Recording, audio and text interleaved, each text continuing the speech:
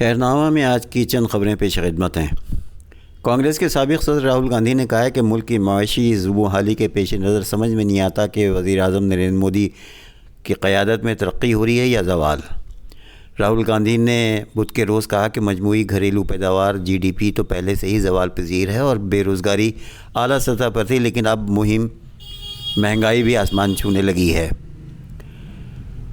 Bank مصیبت میں آ گئے ہیں اور عوام کا پیسہ بینکوں میں پھنس گیا ہے۔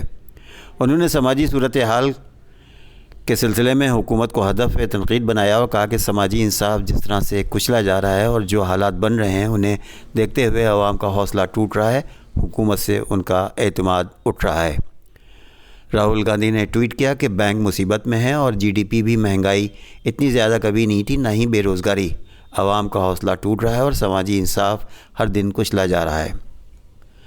ادھر ملک کی دارالحکومت دہلی میں کورونا انفیکشن کے بڑھتے خطرے پر لگام لگانے کے لیے مرکزی حکومت نے اسپتالوں میں ITCU بیڈ اور PCR کی تعداد بڑھانے اور مرکزی پولیس فورس کے اسپتالوں میں تعینات ڈاکٹروں کی دہلی میں تعیناتی جیسے متعدد اقدامات اٹھائے ہیں۔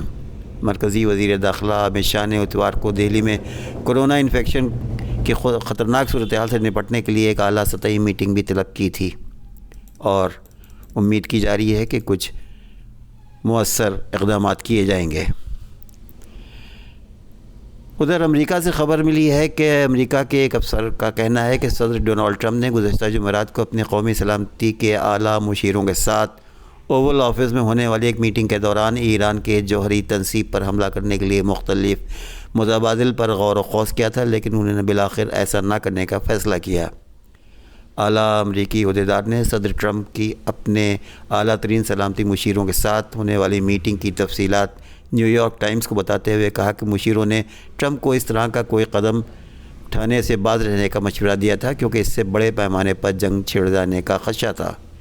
اس میٹنگ میں نائب امریکی صدر مائک پینس اور وزیر خارجہ مائک پومپیو، نئے قائم مقام وزیر دفاع کرسٹوفر اور joint chief of army staff کے جنرل مارک ملر بھی موجود تھے۔ دوسری طرف لکھنؤ سے ایک خبر دستیاب ہوئی جس میں کہا گیا ہے کہ آل انڈیا مسلم پرسنل بورڈ کے سینئر نائب صدر اور شیعہ ممتاز عالم دین ڈاکٹر سید قلب صادق کی سنگین حالت میں مقامی ایرا میڈیکل کالج کے ICU میں زیر علاج ہیں اور ڈاکٹروں کا کہنا ہے کہ ان کی حالت میں کل سے کوئی گراوٹ نہیں آئی ہے، لیکن حالت ان کی ابھی بھی بہتر نہیں ہے۔ آپ کو بتا دیں کہ گزشتہ 3 سال سے مولانا کینسر میں مبتلا ہے اور ان کا علاج دہلی میں بھی ہوا تھا۔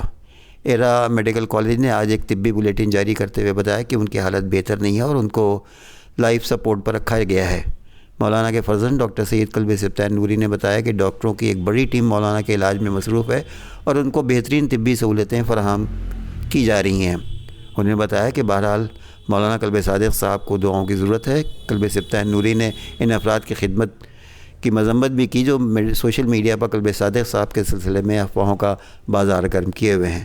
شکریہ۔